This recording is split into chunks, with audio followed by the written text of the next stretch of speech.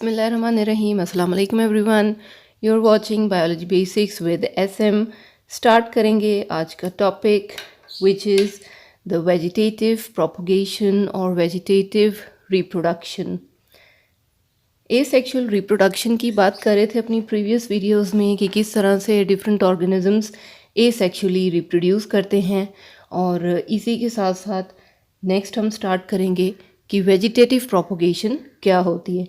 Vegetative means plant का कोई भी ऐसा पार्ट जो कि रिप्रोडक्टिव नहीं है। इसमें स्टेम है, रूट है और यहाँ तक के लीफ है। यस, यानी कि स्टेम भी एक न्यू प्लांट बना सकता है, रूट भी एक न्यू प्लांट बना सकती है, और इवन के लीफ भी जो है वो पूरे का पूरा एक न्यू प्लांट बॉडी में कन्वर्ट हो सकता है, एक नई प्लांट बॉडी में डिवेलप हो सकता है। तो ये जो वेजिटेटिव पार्ट्स हैं प्लांट के, जब इन पार्ट्स में से कोई भी प्लांट डिवेलप करते हैं तो इसी किस्म की डेवलपमेंट को, रिप्रोडक्शन को या प्रोपगेशन को वेजिटेटिव रिप्रोडक्शन या वेजिटेटिव प्रोपगेशन कहा जाता है। बहुत इंटरेस्टिंग टॉपिक है। इसकी डिफरेंट टाइप्स हैं वेजिटेटिव प्रोपगेशन की। ये नेचुरली भी हो सकता है, यानी कुदरती तौर पर भी प्लांट्स के अंदर ये अमल जो है वो देखने में आता है, पाया जाता है, और इसके साथ साथ आर्टिफिशियली भी इसको प्लांट्स में इंट्रोड्यूस किया जा सकता है, यानी कि ह्यूमंस जो हैं वो अपनी मर्ज़ी से भी कि प्लांट्स को डिफरेंट तरीक़ों से आर्टिफिशियली जो है वो रिप्रोड्यूस करवा सकते हैं according to their vegetative parts. आज की वीडियो में सिर्फ हम नेचुरल वेजिटेटिव प्रोपगेशन को डिस्कस करेंगे कि नेचुरली जो है वो किन किन तरीक़ों से कोई भी प्लांट जो है वो रिप्रोड्यूस कर सकता है। So there are many different ways, several ways हैं जिनमें हम आज डिस्कस करेंगे कि बल्ब्स क्या हैं, कॉर्म्स क्या हैं, राइजोम्स क्या चीज़ होती है, उसके बाद में हैं स्टेम ट्यूबर्स, सकर्स, और फिर डिफरेंट लीव्स। ठीक है, वन बाय वन इन सभी को हम डिस्कस कर लेंगे इन अ शॉर्ट नोट।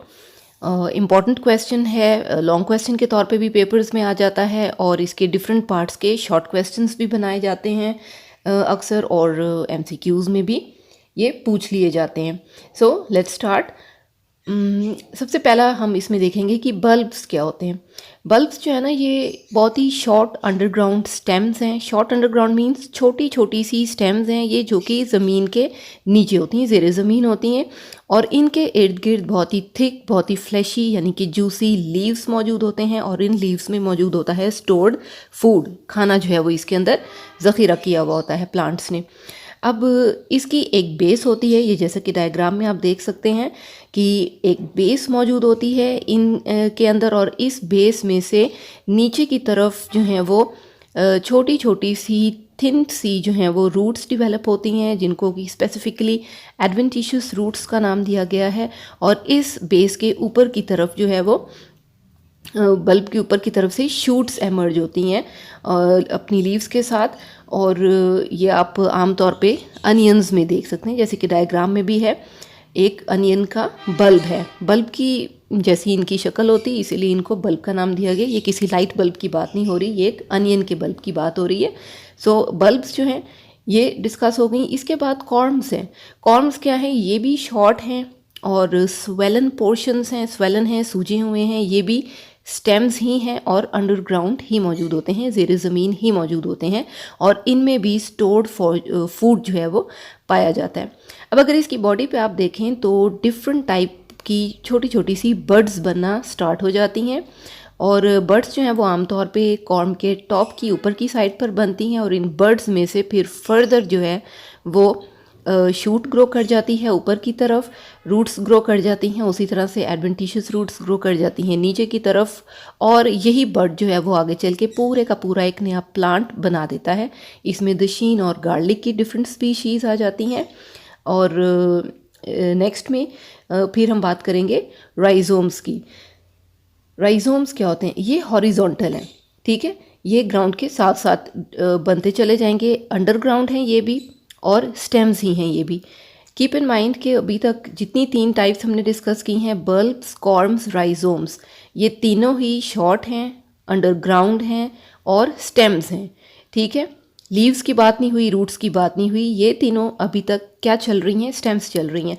इनमें भी स्केल लीव्स मौजूद होते हैं और यही इसकी जो है वो एनलार्ज पोर्शंस बनेंगे इसमें नोड्स के राइजोम के ऊपर। ये अगर इस साइड पे आप देखें तो नोड्स बनती चली जाती हैं, काफ़ी सारी नोड्स बनती चली जाती हैं और इन्हीं नोड्स के ऊपर से जो है वो शूट ग्रो करती है और शूट जो है वो फिर आहिस्ता आहिस्ता एक नया प्लांट बना देती है। जो लोअर सरफेस है राइजोम की, उसमें उसी तरह से आप देखें एडवेंटिशियस रूट्स बनती चली जाती हैं और इसकी एग्जाम्पल में जो है वो बेसिकली जिंजर्स और फर्न्स और वाटर लिलीज जो हैं वो आ जाती हैं, अदरक यानी कि। ओके, नेक्स्ट टाइप है स्टेम ट्यूबर्स की। अब स्टेम ट्यूबर्स क्या है? स्टेम से तो इसमें भी आइडिया हो रहा है कि ये भी स्टेम ही में से ग्रो करने वाली प्लांट बॉडी है। तो ये लेकिन शॉर्ट नहीं है, ये एनलार्ज्ड है। बाकी पीछे की 3 टाइप्स जो हमने पढ़ी हैं वो शॉर्ट थी, लेकिन ये वाली टाइप जो है दिस इज़ एनलार्ज्ड पोर्शन। ये एक बड़ा पोर्शन है एक अंडरग्राउंड स्टेम का, जिसे कि राइजोम कहा जाता है और इसमें जो है वो एग्रीगेशन होती है, ठीक है, यानी कि कलेक्शन होती है छोटी छोटी सी बर्ड्स की, जिन्हें कि आइस कहा जाता है। आलू घर में अक्सर मौजूद होता है। अगर आप आलू को जो है वो गौर से कभी देखें तो उसमें आपको छोटे छोटे से डॉट्स नज़र आएंगे। वो क्या है? एग्रीगेशन है, कलेक्शन है, वो छोटी छोटी टाइनी टाइनी बर्ड्स का। अब इन्हीं को आइस कहा जाता है और ये जो हैं ये ट्यूबर की सरफेस के साथ साथ बनते चले जाते हैं और हर बर्ड जो है वो एक नई शूट में कन्वर्ट होने की सलाहियत रखती है। शूट जो है वो ऊपर की तरफ ग्रो करती चली जाएगी और इसी तरह से वो रूट्स बनाती जाएंगी। रूट्स जो है वो नीचे की तरफ ग्रो करती चली जाएंगी और इसकी एग्जाम्पल में बेसिकली आ जाती हैं पोटैटोज़ एंड यैम्स। चलें जी, इसके बाद आ जाते हैं सकर्स। सकर्स क्या है? अब कभी आपने पुदीने का पौधा अगर देखा हो तो उस पर गौर किया हो तो पुदीना यानी कि मिंट जो है वो उसकी जो प्लांट बॉडी है वो लेटरली ग्रो करती है। ये भी स्टेम ही की एग्जांपल है, लेटरल है, स्टेम है और ये अंडरग्राउंड नहीं है, ये ग्राउंड के लेवल के बिल्कुल साथ साथ ग्रो करती है। और जैसे ही इसका कोई एक शूट ग्रो करके नीचे की तरफ झुकता है और झुकने के बाद अगर वो ज़मीन को टच कर जाए तो उसमें भी अपनी डेवलप होने लग जाती हैं रूट्स और फर्दर जो है वो एक मज़ीद नया मिंट जो है ना बॉडी डेवलप कर लेता है। और इसी तरह से बाकी डिफरेंट जो है ना मिंट का जो पूरे का पूरा प्लांट है वो इसी तरह से ग्रो करता चला जाता है।